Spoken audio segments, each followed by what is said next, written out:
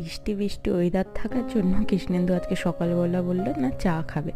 ওকে চা দিলাম আর আমি খেয়েছিলাম একটা টোস্ট করে।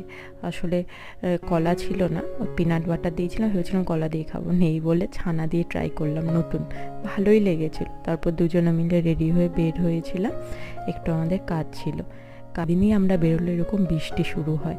যাই হোক, আমরা এখন আমাদের কাজের উদ্দেশ্যে যাই।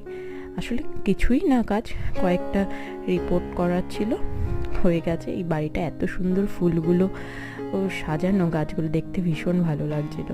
কাজ কমপ্লিট, এবার আসার সময় প্রচুর খিদে পেয়ে গেছিলো, তাই ভাবলাম হালকা, মানে বাইরের খাবার তো খাওয়া ঠিক না, কি খাবো, এই স্যান্ডউইচটাই আমার মনে হয় না হালকা। আর কৃষ্ণেন্দু খেয়েছিল এখানে পেটাই পরোটা বা ছেঁড়া পরোটা কিছু একটা হবে, ওই সেন্ট্রাল পার্কের ওখানে বানায়, ভীষণ ভালো হয় নাকি খেতে।